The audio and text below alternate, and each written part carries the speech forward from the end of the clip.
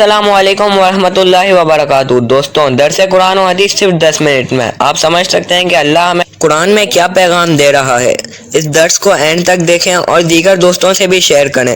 جزاک اللہ۔ الحمدللہ رب العالمین والصلاة والسلام علی سید الانبیاء والمرسلین، اما بعد فاعوذ باللہ من الشیطان الرجیم، بسم اللہ الرحمن الرحیم۔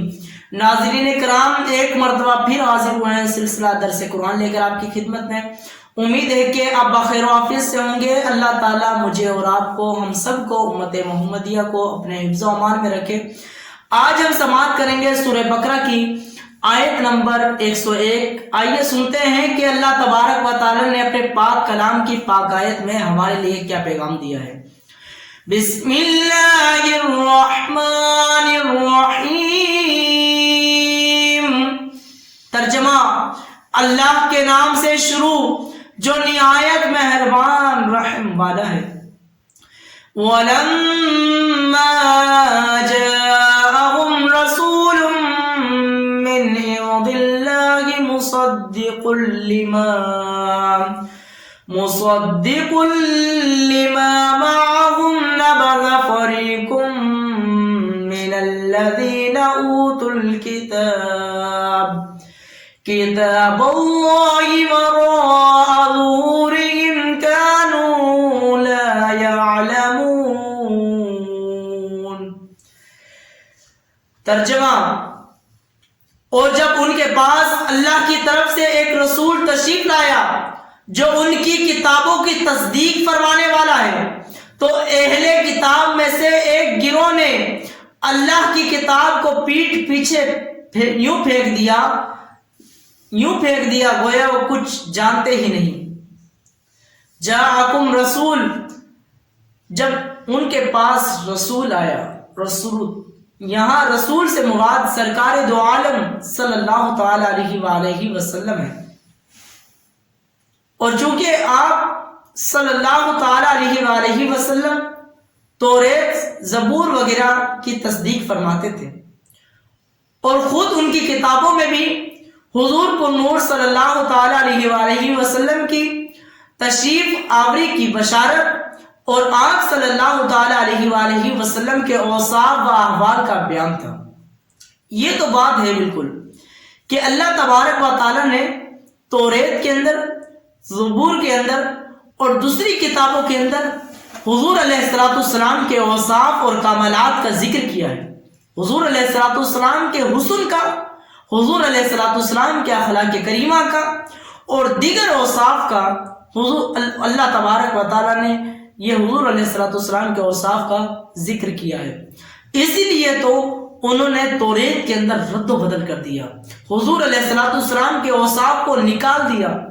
جب علماء توریت نے، جو توریت کو جانتے تھے، جب انہوں نے دیکھا کہ اتنا خوبصورت ہیں حضور علیہ السلام، جب لوگ ان کو دیکھیں گے تو ہماری دکانیں بند ہو جائیں گی، تو لوگ ہماری بات نہیں مانیں گے، تو انہوں نے کیا کیا کہ حضور علیہ السلام کے اوصاف کو نکالنا شروع کر دیا، توریت سے حضور کے کمالات کو نکالنا شروع کر دیا۔ جہاں حضور علیہ السلام کا لکھا تھا کہ درمیانے قد والے ہیں، تو انہوں نے وہاں لکھ دیا کہ دراز قد والے ہیں، اور بھی بہت ساری انہوں نے رد و بدل کیے ہیں۔ حضور علیہ السلام کے اوصاف تھے بالکل، اسی لیے حضور علیہ السلام کی تشریف آوری اور آپ صلی اللہ علیہ وسلم کا موجود مبارک ہی ان کتابوں کی تصدیق ہے۔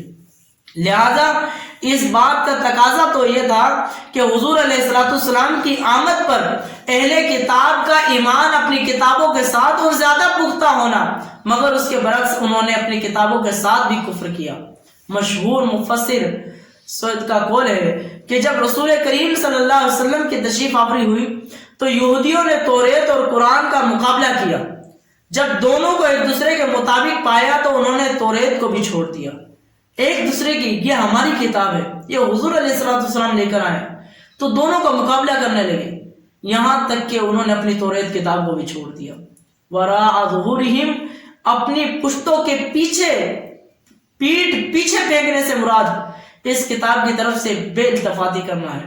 حضرت سفیان بن عبینہ رضی اللہ تعالیٰ عنہ کا بیان ہے کہ یہودیوں نے توریت کو ریشمی غلافوں میں سونے چاندی کے ساتھ مزین کر کے رکھ لیا اور اس کے احکام کو نہ مانا.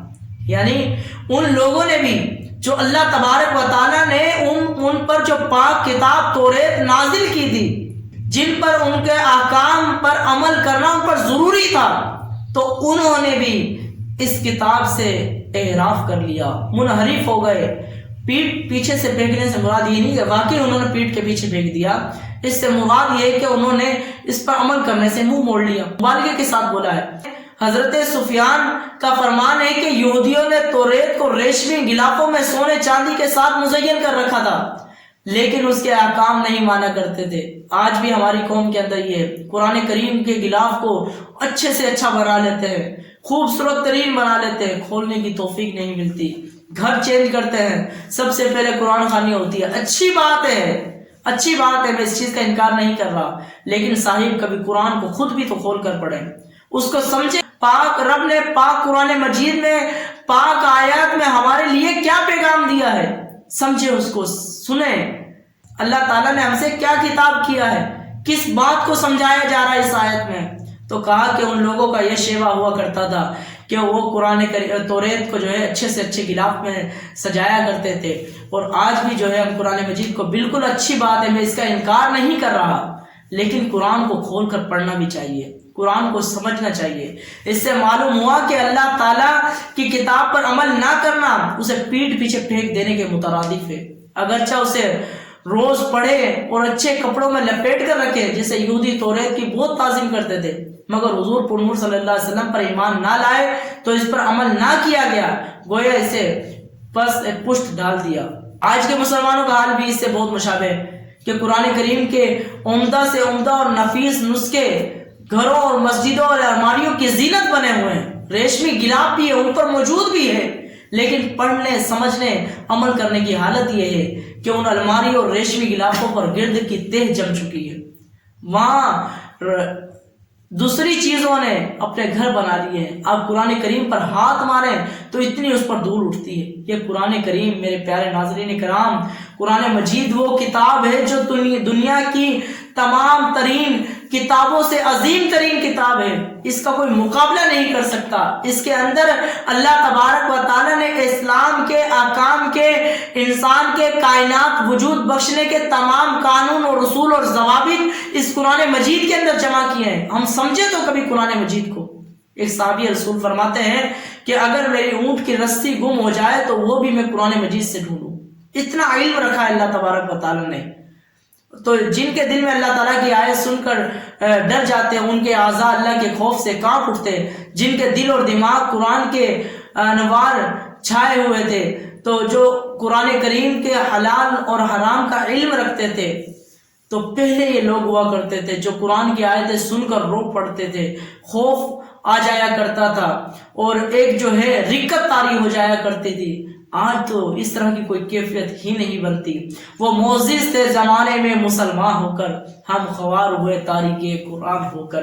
بالکل وہ معزز تھے زمانے میں مسلمان ہو کر، صرف مسلمان ہی ہونا ان کے لیے کافی تھا. اور آج ہم نے قرآن کریم کو چھوڑ دیا، آج قرآن کریم کو سمجھنا چھوڑ دیا، پڑھنا چھوڑ دیا. تو آج ہم کیوں کائنات کے اندر، دنیا کے اندر اتنی پریشانیوں کا سامنا ہے؟ کیوں آج ہم مصیبتوں کے اندر ہیں؟ آج ہم نے قرآن مجید کو پڑھنا اور سمجھنا چھوڑ دیا. حضور علیہ السلام نے ارشاد فرمایا، لوگوں میں تمہارے درمیان دو چیزیں چھوڑ کر جا رہا ہوں، اگر تم نے اس کو مضبوطی سے پکڑ لیا تو کوئی تمہیں گمراہ نہیں کر سکتا، کوئی یہودی تمہارا مقابلہ نہیں کر سکتا، کوئی مرتد تمہارا مقابلہ نہیں کر سکتا. اگر تم نے اس کو چھوڑ دیا تو بہت جلد گمراہ ہو جاؤ گے. اس آیت سے اشارتاً معلوم ہوا کہ قرآن شریف کی طرف پیٹ نہیں کرنی چاہیے بے رخی اور بے توجہی کے ساتھ. علامت یہ ہے کہ یہ بھی معلوم ہوا کہ بے عمل آدمی جاہل کی طرح ہوتا ہے، بلکہ اس سے بھی بدتر ہوتا ہے. اللہ تعالیٰ مجھے اور آپ کو، ہم سب کو ان باتوں پر عمل کرنے کی توفیق عطا فرمائے. آمین بجاہ نبی صلی اللہ تعالیٰ علیہ وآلہ وسلم. برائے مہربانی اس ویڈیو کو لائک کر دیں، چینل کو سبسکرائب کر کے بیل آئیکن دبا دیں تاکہ آپ کو آنے والی ویڈیو کی نوٹیفیکیشن ملتی رہے. جزاک اللہ خیرا. اللہ آپ کو درس دیکھنے کا اجر عطا فرمائے. آمین.